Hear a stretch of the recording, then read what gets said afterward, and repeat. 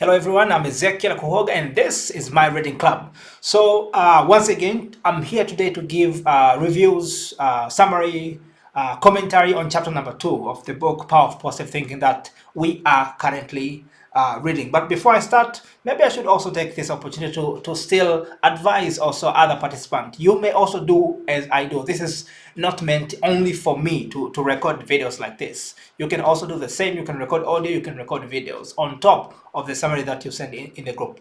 But also for those who are not yet writing any summary, I would tell you it's really important if you try to write a summary. One sentence can be enough. You don't have to write the whole paragraph of what you have learned. You can pick just one statement from the chapter and say, this, I think it's what it is important that other people should not that have learned from this particular chapter. So let's go. So point number one, I have realized that in this book, actually in this chapter, that the author of this book is a pastor, and I think this is why most of his teachings are based on the Christian religion. We can all see he has mentioned a lot of biblical verses and stuff like that. So this is a pastor, Christian pastor, and point number two, I've taken this from the book. He says that our minds are very sensitive to the kind of information that is being fed.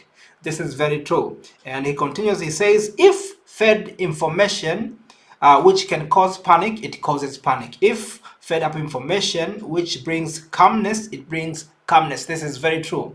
I think you can all agree with me. Your mood can change within a matter of seconds just because of the information that you receive in that moment. For example, you receive maybe death news about someone. Even if you are so happy, if you knew this person, he was very close to you, it can change the moment. It can change everything. And this is the power of our minds. The kind of information that comes to your mind can change everything. So by knowing this, he means that you have to be sensitive on the kinds of information that you allow to enter into your mind. If you are the one who always watches the news, how people are being killed in Gaza, how people are being killed in whatever, then your moods will be more of that sort. And he and I, we are not suggesting that you should not follow at all. Follow, but be selective. I mean, follow the news, follow what's going on to know what's going on, but you don't have to be obsessed. Every now you have to watch the war news and stuff, something like that. They are going to ruin your mood. But point number three, he says, therefore, it is important to be selective when possible on what information you allow to enter into your mind. It's what I've just explained. But number four, he says our thoughts determine the words we speak. The words we speak contribute to the kind of thoughts we have. Good thoughts will yield to good words, which will encourage more good thoughts, and vice versa. This is very true, very true. Just as I've just said before, if you're having bad thoughts, it's going to reach to the point whatever you say will reflect your thoughts. So if you have maybe sorrowful thoughts, you will say sorrowful words. If you have happy thoughts, you will talk happy words. Just like that. And in turn, the words you speak will also return back to your mind in many ways, including your ears, like a feedback system, and retune again your mind. So if you're not careful, you can be locked in this loop. You have sorrowful thoughts, you give sorrowful words, and then they tune back your mind into the same state. And this is how people get depressed, because the same pattern of ideas get circulated into your mind, from your mouth into your ears, into your mind, and just like that. So you have to be very selective on what you allow to enter into your mind. Point number five, he says one primary method of practicing a peaceful mind is by practicing emptying the mind. So he's giving some suggestions. How can you practice to have that peaceful mind? Point number one, he says you have to practice emptying the mind. Emptying the mind, in another language, we can say you have to practice letting things go. So even if you have maybe you have anger over someone, you have to practice to say, okay, I let this go, I forgive him, and it's done. That's what his meaning. Or maybe if you are going through some tough time, it has to reach to the point and say, okay, Now, worrying, what does it give me? It does not give me anything. Let me relax, accept, maybe, and pray, and then I believe God is going to take over this situation. And then you get up peaceful with a renewed strength, something like that. So you have to learn how to let things go, how to practice emptying your mind with all those negative thoughts. Yeah. And then the next point, he says this is done intentionally by removing all kind of thoughts related to anger, fears, insecurities, regret, and guilt, just like what I've said. And next point, he says on top of emptying, actually these are my points which I summarized from the book. So when I say what he said, it's because these points reflect what was explained in that particular chapter. So the next point says, on top of emptying the mind of these thoughts, the next step is to refill the mind with positive information. Actually, this corresponds to the words of Jesus in the Bible. There was one time he was talking about casting away the demons, and he said, if you cast away the demons, then this person who has whom the demons were removed from, he has to make sure that his heart is well secured with something else. Otherwise, if these demons come back and find that person still empty, they are going to come back, and this time they are going to be twice over compared to when they were going out. So you if the same for the mind. If you just emptied your mind with a negative away from the negative information,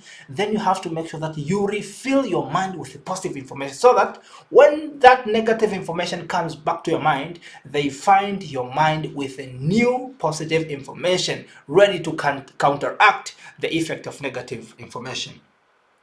Next point, it says, find words that are suggesting power, peace, hopes, and repeat them audibly.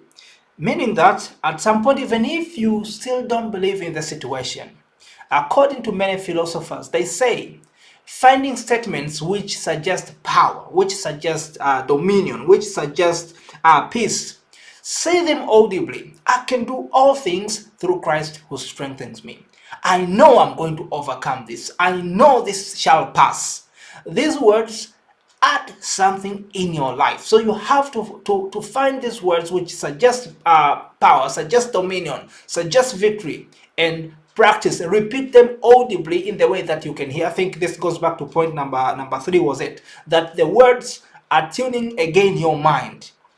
They are retuning your mind according to the context of those words. And then next point, it says practice calmness. Practice how to be calm. Don't panic. If you hear the negative information, practice to be calm and to resolve the solution, the problem or any challenge with calmness. Practice calmness. Author has suggested the use of words that refer to calmness. For instance, to say audibly tranquility or serenity. That he has suggested find words which explain peace. So for example, you can use the word peaceful. If anything comes which tends to disturb you, you can say peace, peace, peace. So it's like you are ordering your body, your mind to calm down in the situation which wants you to panic. And then next point, he says, along with the previous point, the author suggests use of scriptures from the Bible, which also suggests peace, power, and calmness and love. Yeah, like the one I just said. I can do all things through Christ who strengthens me.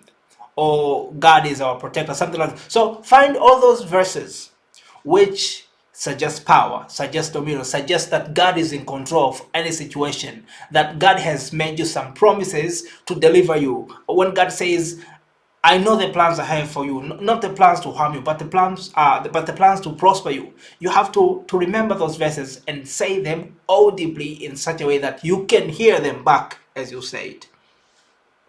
And next point, he says, choose to lead any conversation towards great attitudes, away from unhappiness, guilt, panic, and hatred. Many times we have friends, we have colleagues who likes to discuss things negatively about anything. When you talk politics, they will discuss politics very negatively. When you discuss about countries, when you discuss about people, they want to criticize anything. And the worst thing is they criticize without suggesting any solutions. So if you happen to be in those conversations, choose to be the one who bring the conversation back to the positive perspective. Like, hey, I know these are hard times, but something good is going to happen because of 1, 2, 3, or 4. So choose to do that intentionally. Lead the conversation away from the negative perspective that most negative people would try to bring in the conversation. Next point, he says practice silence. Silence is why, okay, he says this time, where you isolate yourself away from any noise, even your own thoughts.